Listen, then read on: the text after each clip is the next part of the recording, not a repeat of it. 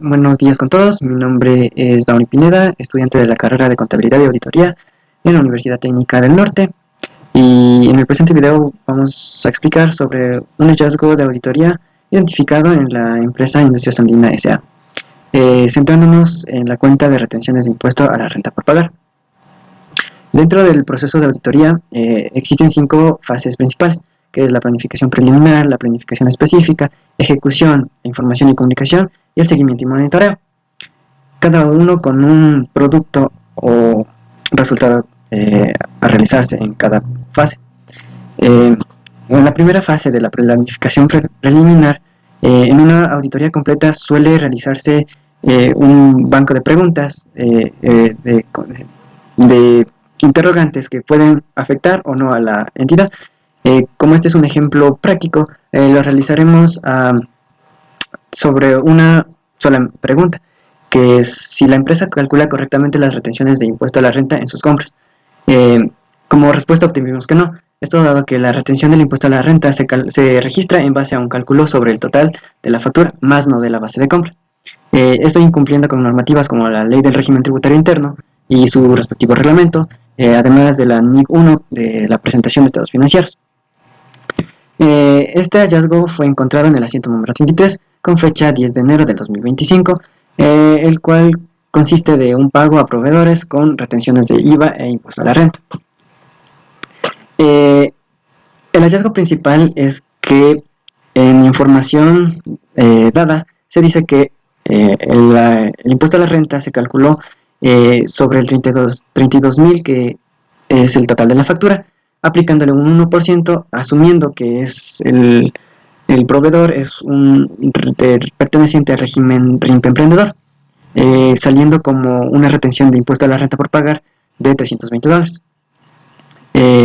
Pero este dato está mal, dado que en otra información se menciona que la base de la compra realizada a los proveedores es de $28.000, más el IVA, saliendo un total de $32.200, y en el cual en el asiento número 33 se registra solamente con $32.000. Pero centrándonos en cuanto a la retención de impuesto a la renta, y asumiendo que se siguió un proceso de compra y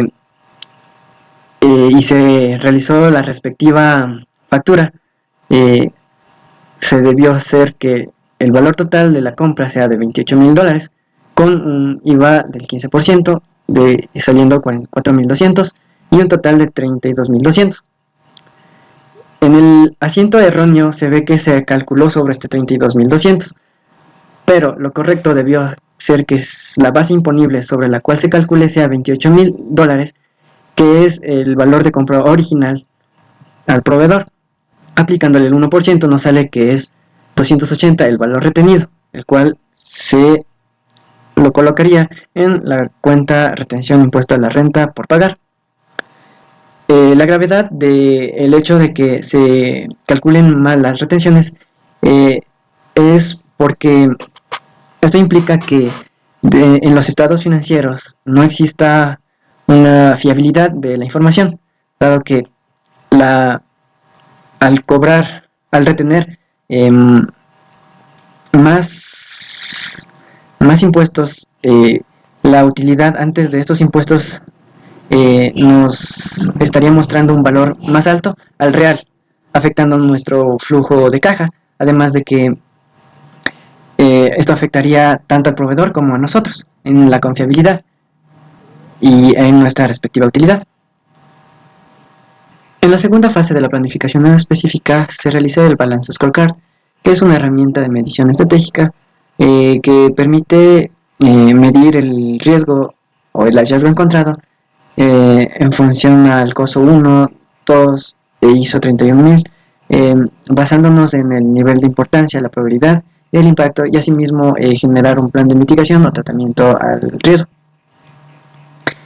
Como componente tenemos al ambiente de control, establecimiento del contexto, factores internos y externos.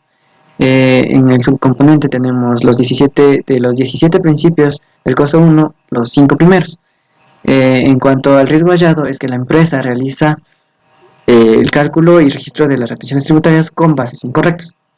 Describiendo más el riesgo, es que el cálculo y el registro de las retenciones del impuesto a la renta se realiza sobre bases que no corresponden a lo establecido en la ley del régimen tributario interno y en su respectivo reglamento, aplicando las retenciones sobre un total de la factura en lugar de hacerlo únicamente sobre la base imponible, lo que puede generar errores en las obligaciones tributarias, diferencias con el SRI y posibles sanciones o multas.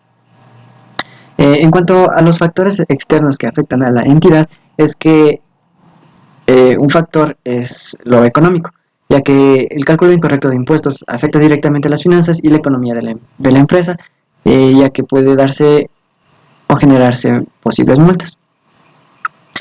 Por otro lado, en cuanto a los factores internos que podría tener, es un factor el personal, dado que el error puede venirse de la falta de capacitación o errores humanos de los empleados. En cuanto a los procesos, la forma en que se está haciendo las retenciones puede que esté mal diseñada o no tiene controles. Otro factor sería la tecnología, ya que puede que el software contable o herramientas digitales que se usen no estén correctamente configuradas o automatizadas. Para medir la importancia se lo realiza en base a 3 niveles, siendo 10 nivel de importancia alto, 5 una importancia media y 1 importancia baja. De igual manera, en cuanto a la probabilidad, se trabaja con una probabilidad de 3 que sería alta, 2 media y 1 baja.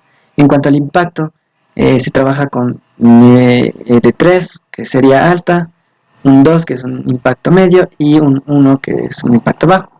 Para este ejemplo se ha seleccionado que el nivel de importancia es 5, siendo que es una importancia media, una probabilidad de 3, que es una frecuencia alta, y un impacto de 2, siendo que es una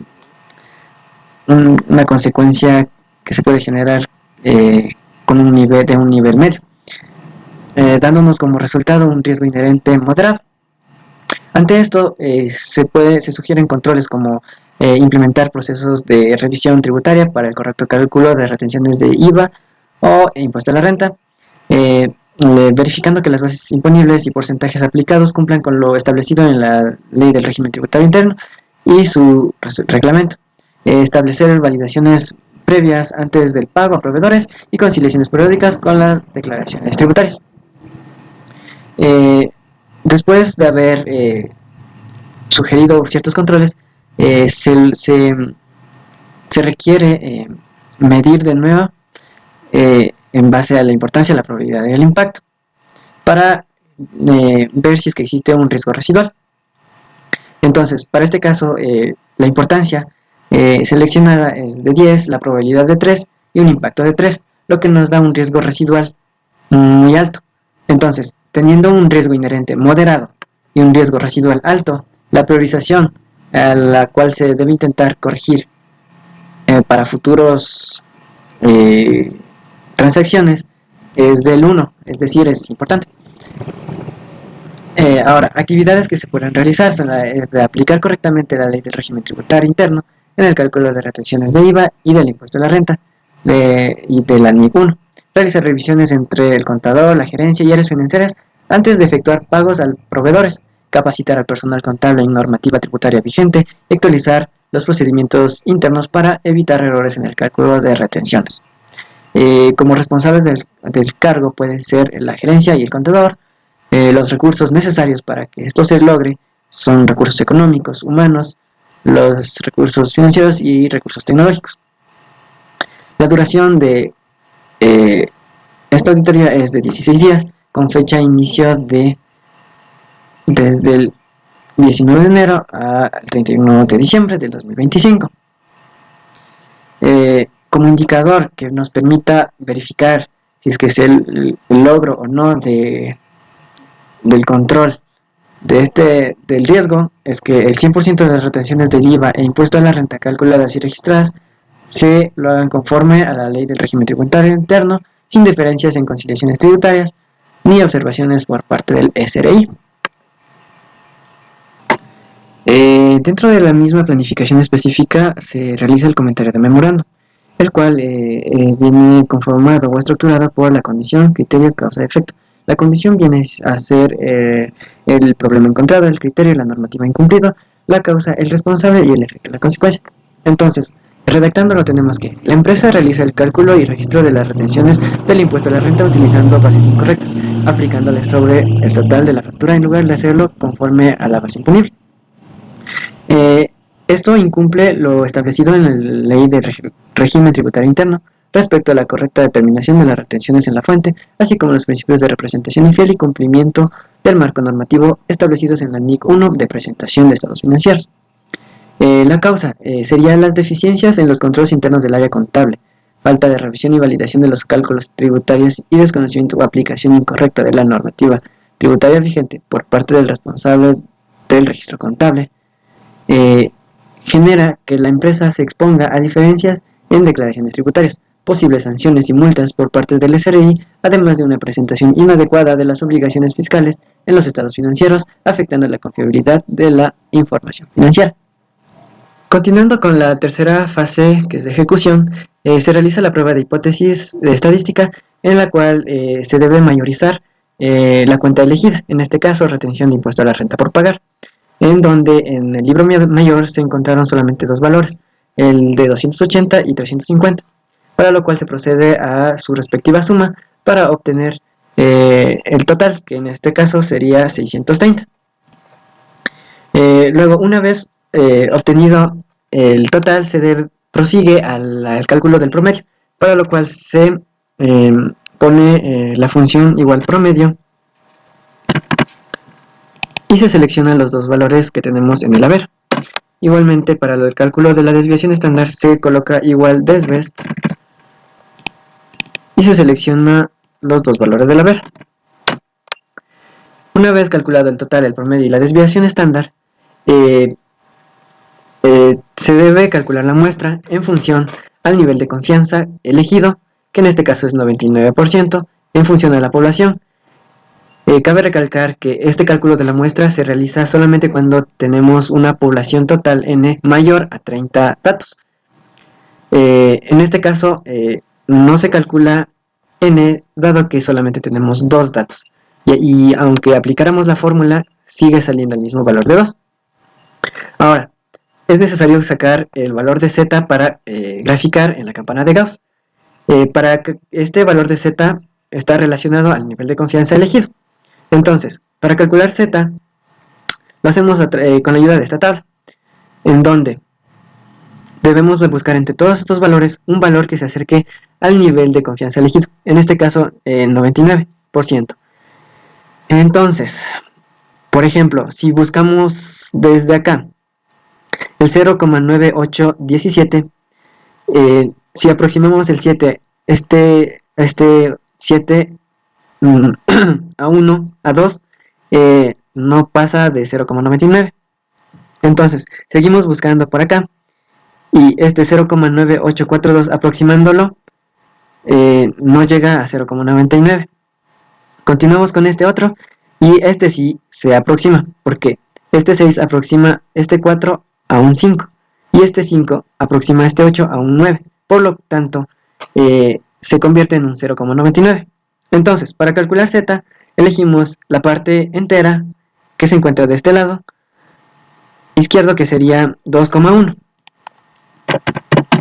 Y luego seleccionamos la parte decimal que se encuentra en la parte de arriba, que es 0,06. Luego sumamos estos dos valores y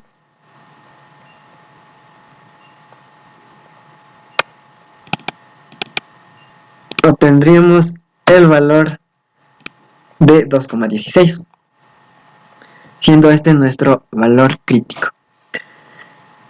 Luego procedemos a establecer la hipótesis alternativa y la hipótesis nula. La hipótesis alternativa es aquella que nosotros como auditores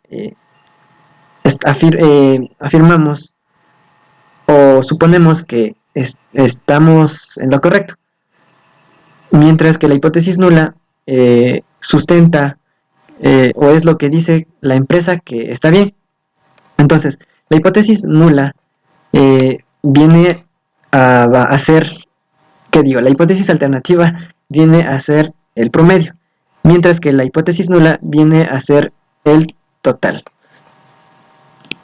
Una vez obtenido estos datos, se procede al cálculo del valor de prueba, en donde mediante esta fórmula de valor de prueba igual a desviación, hipótesis nula menos hipótesis alternativa sobre desviación estándar sobre raíz de n, procedemos a reemplazar datos. Hipótesis nula de 630 menos la hipótesis alternativa de 315 sobre 49.50 de la desviación estándar. Cabe recalcar aquí que la desviación estándar suele ser de la muestra, pero como solamente tenemos dos valores, trabajamos con la desviación estándar del total de nuestra población. Ya, reemplazamos abajo la raíz de 2 y calculado una vez todo esto nos sale que tenemos un valor de prueba de menos 9. Ahora, para el gráfico de la campana de Gauss tenemos que tener en cuenta que si la hipótesis alternativa es menor a la hipótesis nula, la cola de la campana irá hacia la izquierda. Ahora, si la hipótesis alternativa es mayor a la hipótesis nula, la cola de la campana irá a la derecha. Ahora, si tanto la hipótesis alternativa como la hipótesis nula son iguales, entonces la campana tendrá dos colas, una a la derecha y otra a la izquierda. Ahora, procedemos a graficar la campana de Gauss, en donde colocamos el valor crítico de menos 2,16 y el valor de menos 9. Ahora, se preguntarán por qué está el valor crítico en negativo si acá está en positivo. Pues el valor crítico cambia conforme el valor de prueba está. Por ejemplo, si el valor de prueba es positivo, el valor crítico será positivo. Así como si es negativo, en este caso el valor de crítico es negativo.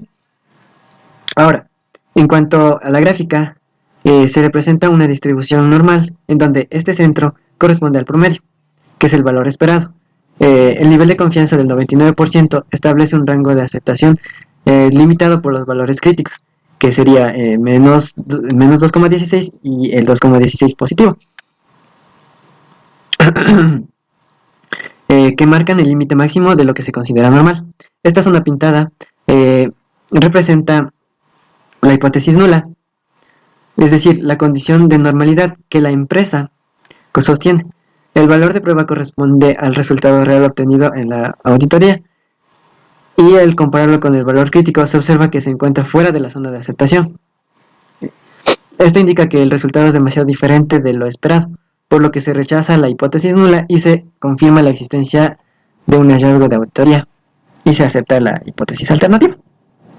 Continuando con la fase 4 y 5 del proceso de auditoría, que es información y comunicación, y la de monitoreo, se realiza el informe de auditoría, en el cual se debe tener en cuenta la estructuración del informe con 11 elementos principales, entre la cual el primero es el título, en donde se debe elegir si es un dictamen o un examen especial. Un dictamen suele ser cuando se enfoca en la razonabilidad de una cuenta contable, mientras que un examen especial cuando se enfoca en procesos o etapas administrativas. En este caso, es dictamen a la cuenta de retenciones e impuesto a la renta por pagar al 28 de enero. ¿A quién se dirige? Dirigido a los representantes de gobierno de la entidad, gerencia general, socios y autoridades de la empresa, quienes se encargaron de la realización del dictamen con el propósito de evaluar el cumplimiento de la normativa tributaria y contable en el proceso financiero tributario. Luego tenemos el párrafo de alcance, en el cual se coloca el rango o la de fecha al que se auditó. Es decir, informe de dictamen sobre el proceso financiero tributario de Industrias Andinas S.A. correspondiente al periodo desde el 1 de enero al 10 de diciembre del 2025. En cuanto al párrafo de salvedades, aquí se selecciona, que se coloca el hallazgo, pero en forma de una posibilidad. Es decir, existe la posibilidad de que los estados financieros presentados por la empresa Industrias Andinas S.A. sean razonables, excepto por la cuenta de retenciones de impuesto a la renta por pagar. Luego tenemos el párrafo de opinión, en el cual se colocan 3 tipos de opiniones y o hallazgos que existen. Es decir, se puede encontrar un hallazgo blanco, uno de hallazgo negativo y otro un hallazgo de abstención. Un hallazgo blanco es cuando durante el proceso de auditoría no se encontraron hallazgos relevantes o todo estaba bien. Por otro lado, un hallazgo negativo es cuando se encontraron hallazgos y estos tienen toda la documentación o evidencia que nos permite sustentar el hallazgo o el riesgo encontrado. Y por otro lado tenemos el hallazgo de abstención, que es el cual se aplicará en este, ya que se dictamina un hallazgo de abstención porque no se posee documentación ni evidencia correspondientes para sustentar el hallazgo, por cuanto no existen facturas, comprobantes de retención, planificaciones de compra a proveedores, ni documentos de inventarios que sustenten un registro correcto de la adquisición realizada.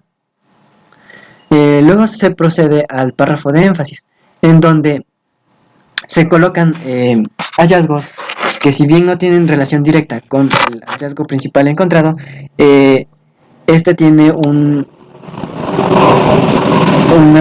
relación de índole doloso, es decir, que tienen responsabilidad penal y es tan grave que es importante ponerlo. Por lo cual, si es que se encontrara en ese rato mismo algo como un caso de riesgo penal, se debe informar a las autoridades. Por otro lado, en cuanto al párrafo sobre otras cuestiones, como su nombre lo dice, se colocan hallazgos que, si bien no tienen relación directa, es importante, dado que afectan a las operaciones diarias de la empresa. Por ejemplo, se observó que la empresa no cuenta con procedimientos documentados para el cálculo y revisión de retenciones tributarias. Asimismo, mal presentación de mayorización de estados financieros, lo cual incrementa el riesgo de errores contables y tributarios en futuros periodos. O también el hecho de que no exista un orden o un guardado de documentación correcta. En cuanto al párrafo sobre informe de gestión, básicamente se coloca lo mismo que se realizó en el comentario de memorando, solamente que se incluye las conclusiones y las recomendaciones. En este caso tenemos que la empresa realizó el cálculo y el registro de las retenciones del impuesto a la renta utilizando bases incorrectas, aplicándolas sobre el total de la factura en lugar de hacerlo conforme a la base imponible, lo que puede provocar errores en el reconocimiento de los pasivos tributarios.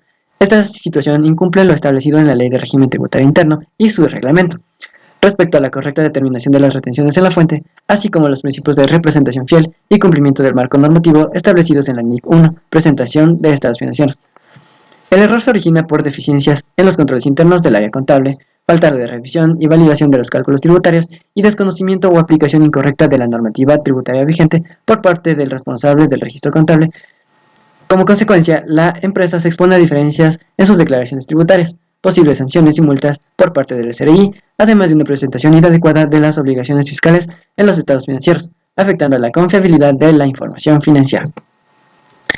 Para colocar la conclusión se debe seguir básicamente una estructura el cual es la causa más la condición en negativo y el efecto en negativo. Quedando así, es el contador y el área financiera no realizan correctamente el cálculo de las retenciones de impuesto a la renta, calculando y registrando erróneamente las retenciones tributarias sobre bases incorrectas, lo que genera riesgos de sanciones tributarias y una presentación poco fiable de los pasivos fiscales en los estados financieros. Para colocar las recomendaciones se sigue la misma estructura: causa, condición y efecto, solo que la causa, la condición y el efecto en positivo. Se recomienda fortalecer los controles internos y capacitar al personal contable en normativa tributaria vigente a fin de asegurar que el cálculo y registro de las retenciones de IVA e impuesto a la renta se realicen sobre las bases correctas, permitiendo una adecuada presentación de las obligaciones tributarias y reduciendo el riesgo de sanciones y errores en la información financiera. Una vez culminado el informe, se debe registrar nuestra firma para asegurar la validez del documento. Además de esto, se debe colocar los datos personales del auditor, como el nombre y la dirección. Además de esto, es importante recalcar que se debe colocar la fecha para que estos no puedan ser utilizados en auditorías posteriores o anteriores y sirvan para acciones con un mal fin. Eso sería todo el proceso. Muchas gracias.